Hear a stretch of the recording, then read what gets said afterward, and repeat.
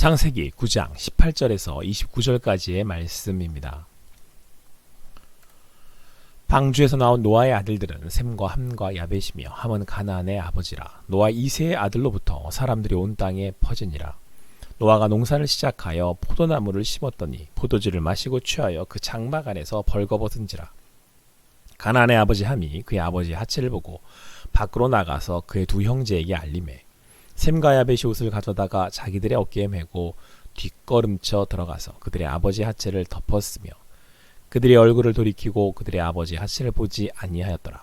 노아가 술이 깨어 그의 작은 아들이 자기에게 행한 일을 알고 이에 이르되 가나안은 저주를 받아 그의 형제의 종들의 종이 되기를 원하노라 하고 또 이르되 셈의 하나님 여호와를 찬송하리로다. 가나안은 셈의 종이 되고 하나님이 야벳을 장대하게 하사 셈의 장막을 거하게 하시고 가나안은 그의 종이 되게 하시기를 원하노라 하였더라.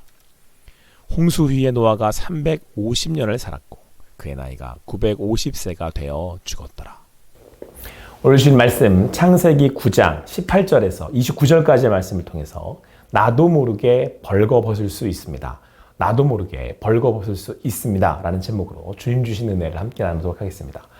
하나님은 대홍수로 죄 있는 모든 것을 쓸어버리셨습니다.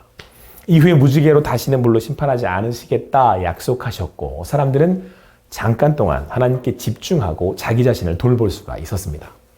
하지만 그 시간은 그리 오래가지 못했습니다. 노아가 포도를 재배한 것까지는 좋았는데 포도주를 만들어서 마시고 취하게 되었습니다. 더한 것은 취해서 추하게 벌거벗었다는 것입니다. 노아가 술을 먹고 취하여 벌거벗은 사건은 그냥 술주정이 아닙니다.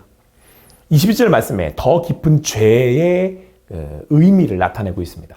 이런 노아의 실수는 자연들의 갈등에서 나타나게 됩니다. 자꾸 취하다 보면 문제가 깊어집니다. 자꾸 취하다 보면 문제가 많아집니다. 죄를 짓게 되는 것입니다. 노아는 죄를 쉽게 지을 만한 사람이 아니었습니다. 노아는 의로운 사람이었고 하나님의 은혜를 받은 사람이라고 말씀하고 있습니다. 그는 농사도 잘했고 아무 문제 없어 보였습니다. 그런데 이상한 상황으로 빠지고 말았습니다. 로마서 3장 10절 말씀에 사람은 누구를 막론하고 죄인이라고 말씀하고 있습니다. 사람들은 의로워 보입니다. 죄를 참고 있을 뿐입니다. 어느 순간 의인이라도 나락으로 떨어질 수 있습니다. 처참해질 수 있다는 것입니다. 다윗을 보아도 인간은 죄로 넘어질 수 있다는 것을 알 수 있습니다. 우리는 그렇게 의롭고 완전했던 노아가 어떻게 그럴 수 있는가 반문합니다.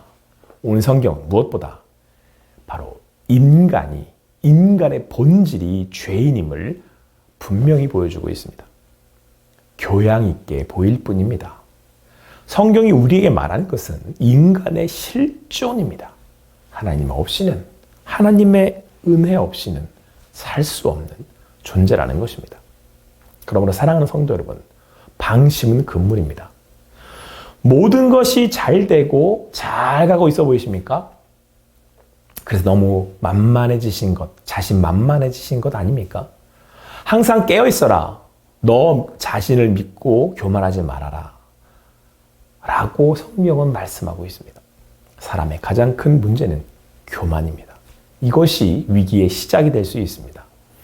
마가복음 14장 38절 말씀에 시험에 들지 않게 깨어있어 기도하라.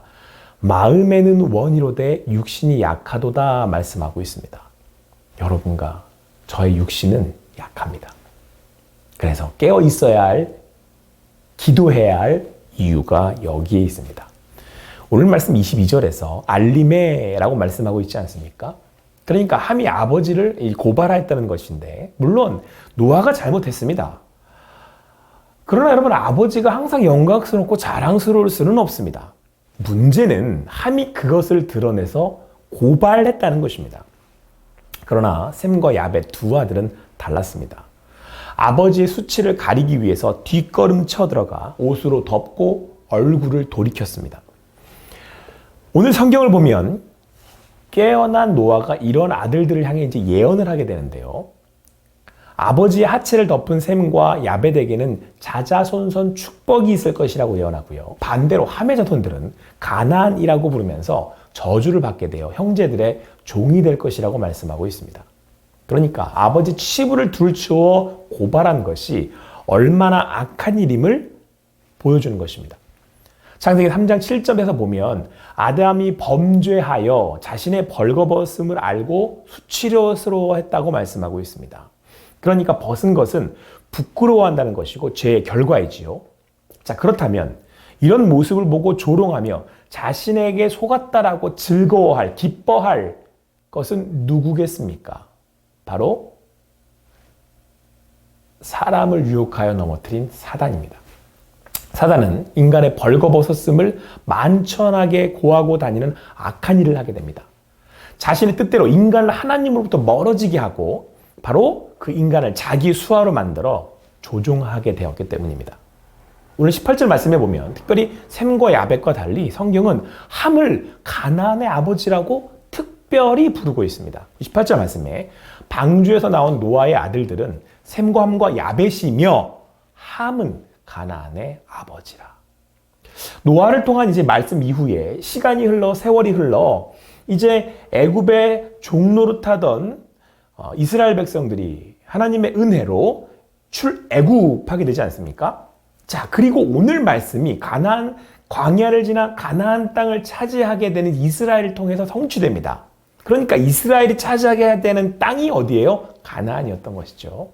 바로 거기에 사는 이들이 가나안인들이고 이 가나안은 사단에게 속아 스스로 부끄러운 줄 모르고 그대로 죄인으로 사단의 수하가 되어 하나님 없이 살아가는 인생들을 나타냅니다. 바로 이들의 조상이 함입니다. 셈과 야벳 두 아들들은 노아의 하체의 부끄러움을 가리워 주었습니다. 가나안의 아비 함은 그렇지 않았다라고 말씀하고 있습니다. 사단과 같이 그렇게 악한 짓을 한 것이죠. 자, 아담의 하체의 부끄러움을 하나님은 가죽옷을 지어 입히심으로 가리워 주었습니다. 하나님은 우리의 잘못과 죄를 덮어주기를 원하셨습니다. 이분이 예수 그리스도이시고 바로 그 하나님의 사랑으로 우리의 죄를 덮으신 것입니다. 그리스도의 보혈로만 우리는 깨끗해질 수 있습니다. 그리스도의 보혈로만 우리의 죄가 씻길 수 있습니다. 그래서 여러분 예수 그리스도의 의를 덧입는다 그러잖아요. 로마서 3장에서의 말씀처럼 그때 그 죄는 지금도 우리에게 흐르고 있습니다. 사람들에게, 죄인이 우리에게 흐르고 있는 것이죠. 오직 예수 그리스도를 통해서 죄의 계곡에서 벗어날 수 있습니다. 그래서 성경은 죄사함, 죄가 덮여진 이들은 복이 있다고 말씀하고 있습니다.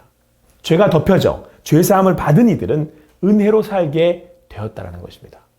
바로 우리가 깨어 기도하며 나아갈 수 있는 이유가 여기에 있습니다. 죄사함을 받고 은혜로 덮여진 이들이기에 성령의 능력으로 은혜로 살아가게 된 것입니다. 다시 깨어 기도하며 나아갈 수 있게 된 것입니다. 하나님은 죄사함을 받고 백성 삼은 이스라엘을 통해서 가나안을 싸워 점령하라고 하셨습니다. 그리고 이제 죄사함을 받고 하나님의 자녀된 여러분과 저에게 가나안 땅으로 세상으로 나아가 그것을 차지하라고 하십니다. 그들이 우리의 종이 될 거라고 말씀하고 있습니다. 이것은 우리가 이겨 승리하게 될 것을 말씀하시는 겁니다. 그럼 사랑하는 성도 여러분, 오늘도 말씀으로 나아갑시다. 깨어 기도하며 나아갑시다. 믿음으로 굳건히 서서 나아갑시다. 지금도 사단은 우리를 고발하고 반대하고 방해하고 넘어뜨립니다. 그러나 오늘 성경 우리가 승리하게 될 것을 말씀하고 있습니다. 마지막 때가 되면 하나님은 가나안 땅을 점령하게 하셨듯 죄인들을 완전히 물리치시고 온전히 하나님의 나라를 세우실 것입니다. 그렇기에 오늘도 그 받은 은혜를 고백하며 믿음으로 담대히 나아갑니다. 깨어 기도하며 나아갑니다. 아무쪼록 오늘 주시는 말씀을 따라 그 주님 안에서 믿음으로 오늘도 결단하며 나아가실 수 있는 여러분과 제가 되기를 간절히 소망합니다.